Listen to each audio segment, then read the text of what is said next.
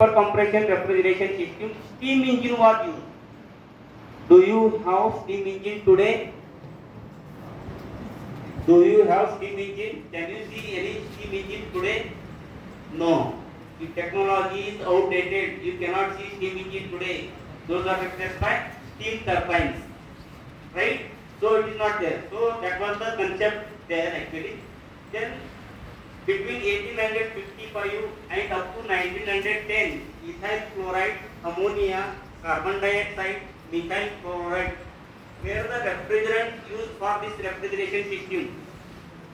CO2 as a refrigerant, ammonia as a refrigerant, then ethyl chloride as a refrigerant, methyl chloride as a refrigerant.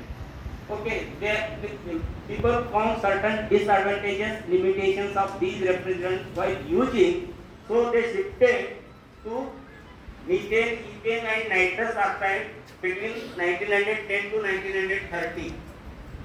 Then again certain difficulties and made progress in the technology advancement. People shifted to chlorofluorocarbons, that is CFC refrigerant, and hydrochlorofluorocarbons.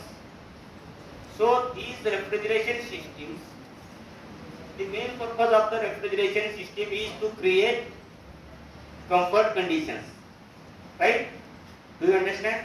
Refrigeration systems are developed to create comfort conditions. However, later on, by using these CFC and HCFC refrigerants, so scientists found that these are damaging the nature. Again, they stopped from 1980 onwards. Alternative refrigerants to CFC and HCFC refrigerants started. People started inventing, and let us see what are the disadvantages. What are the disadvantages of CFC and HCFC refrigerants? Next. Yeah. So these are the various refrigerants you can see: R12, R11, R113, R22, R15, R500, 503, R134A, R123. These all have taken a backseat. They are no more in the society or using. Never. Now what are the refrigerants today? We are using R134A, R410A, R407C, R1234YF, R123YZ, then R160, R60, many more are there, which are environment friendly, right? Next. So what is wrong with What is wrong with CFC refrigerant? CFC refrigerant contain chlorine. So if you see the layering of the atmosphere, this is our globe. 10 kilometer, we call it as a troposphere.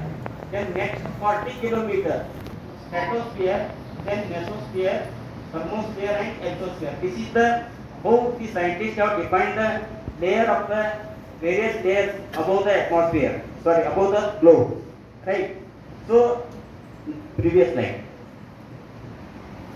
So, how ozone depletion, what is the role of ozone? So, we can see ozone layer screens out.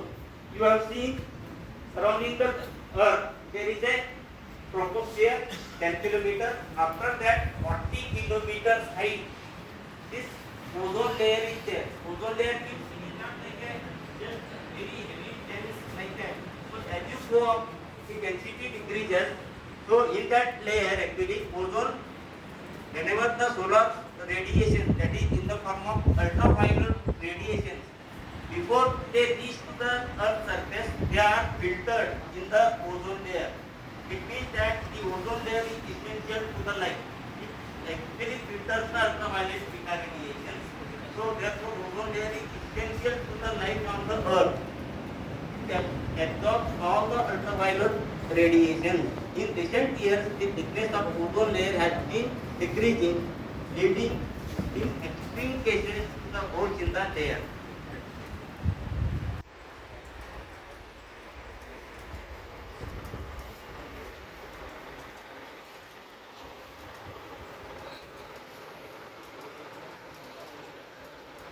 See, this is the ozone hole created near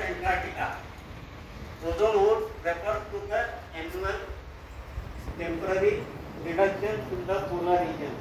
So this was appearing during what we can say it was appearing in the newspaper, that is September 2000. I collected and put here.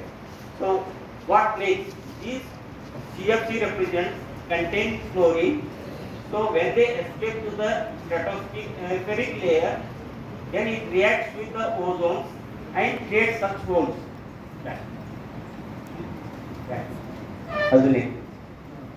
Back. Yeah, let's see how it happens. This is O2 is naturally occurring molecule. When ultraviolet radiation hits this O2, it gets split into O and O, which are very, what you can say, unstable. This oxygen meets with O2 to form ozone, and when ozone is again hit by the ultraviolet radiation, gets split into O2 and O. Such reactions, thousands of lakhs of crores of reactions will be continuously taking place in the stratosphere. So, next. Then steps are shown here, again in the form of chemical reactions. Next. Now come to the CFCl3 is the CFC refrigerant. When we use CFC refrigerant in the refrigeration systems or air conditioning systems, while one or the other reasons, these will escape into the atmosphere due to many, what we can say, repair and maintenance of the refrigeration system. When CFC refrigerant, that is CFCl3 is one of the examples.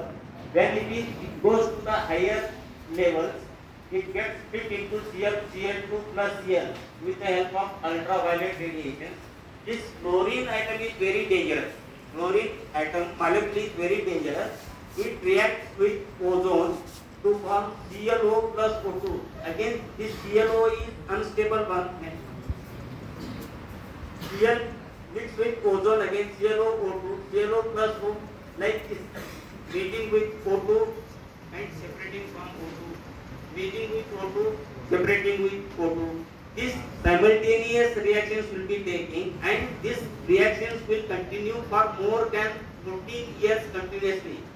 One chlorine atom which is emitted will have a life of 14 years, and it continuously reacts with the oxygen molecule as well as with the ozone molecule. So therefore it is said it eats, consumes one chlorine molecule, consumes 1 lakh molecules of ozone.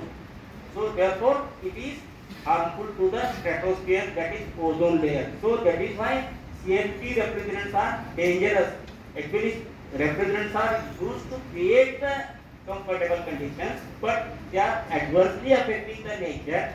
So therefore, these are to be stopped. These are to be removed from the atmosphere. Right? Next. So, causes of ozone depletion, chlorine and bromine.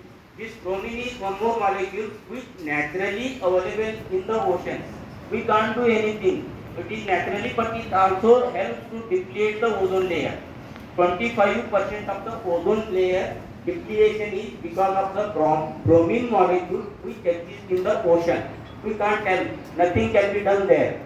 So we consider these CFC people have classified these, what we can say, CFC refrigerant into class 1 material and class 2 materials.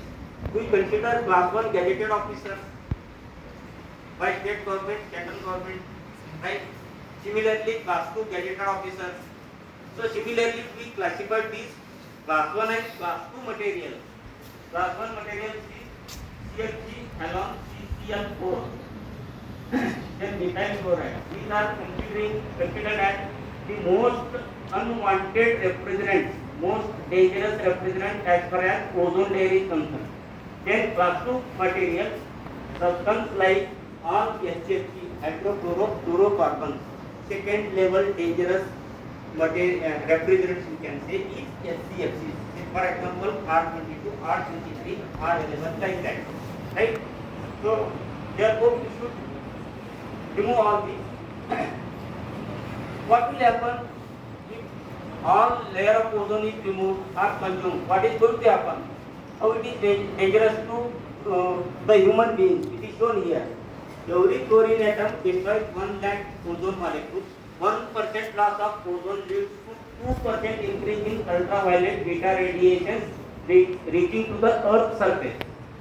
Then, continuous exposure to the ultraviolet beta radiation affects humans, animals, plants, and can lead to skin cancer, eye blindness, and many more diseases.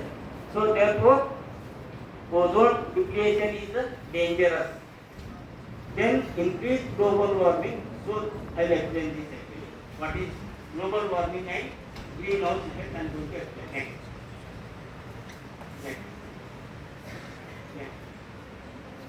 See, this is the sketch or figure to explain the concept of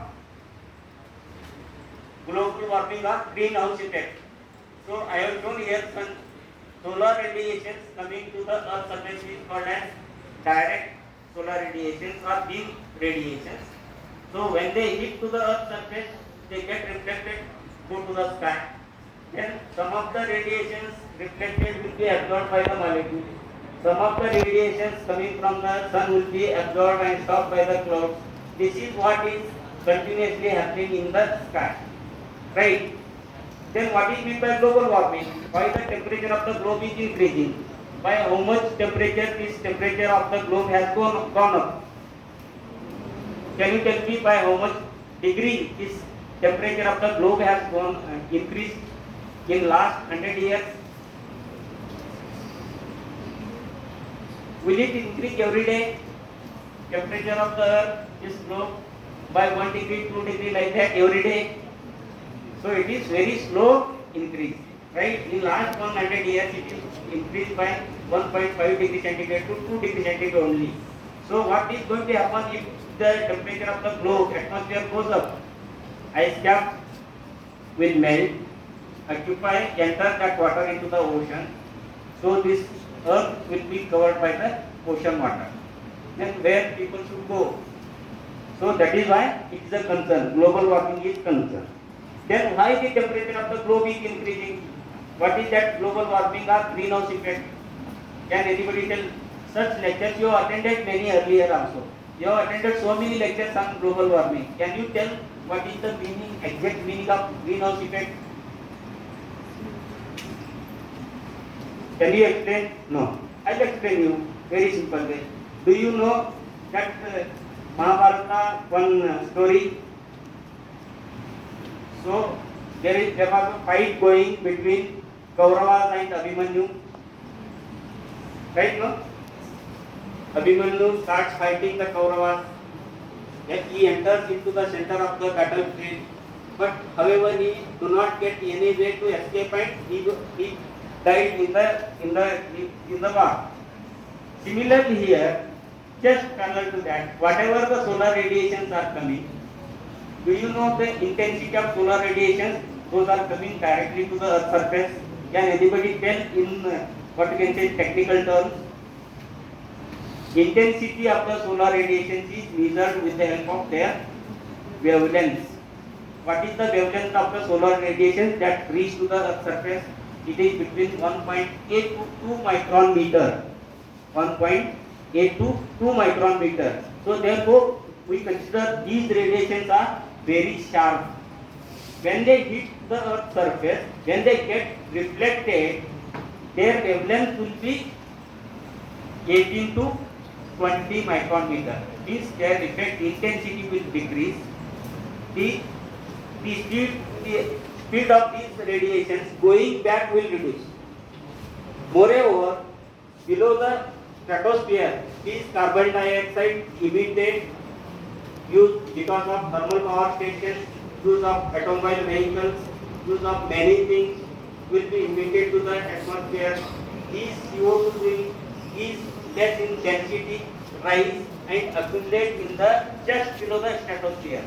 Like that, all the gases, unwanted gases, pollutant gases emitted in the atmosphere will occupy position below the stratosphere. Again, you will ask why? Because their density is such that they get accumulated below the stratosphere. These gases will reduce. These gases will act as an insulation. Therefore, the thermal radiations which are emitted, reflected back from the Earth's surface, will be stopped there. Means time required to release the heat from the atmosphere to the stratosphere at next level will be increased. Time will be increased. Means there is a delay in the dissipation of the heat.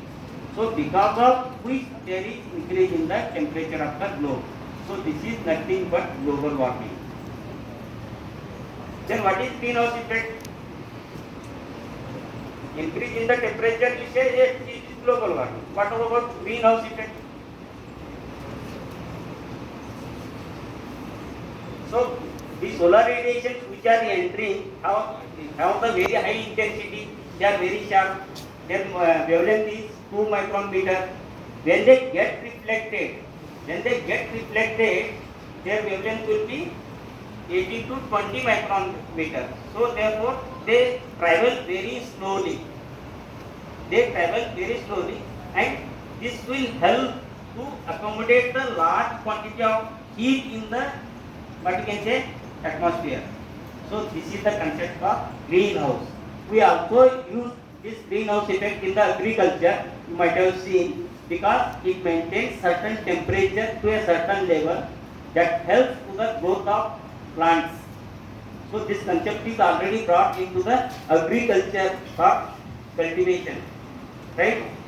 Greenhouse effect leads to global warming. Greenhouse effect leads to global warming. Next. So ozone depletion and all these I have explained. Next. Global warming I have explained. Details are not. These are the alternative refrigerants 407C to R22, 410A, 417A, like that. These are the details I am not going to explain, because here the students are not only from mechanical, students from other branches are also there. So therefore I will stop here only. If you have any questions, please ask. It's very interesting subject actually, but so it all depends upon the liking. So any questions?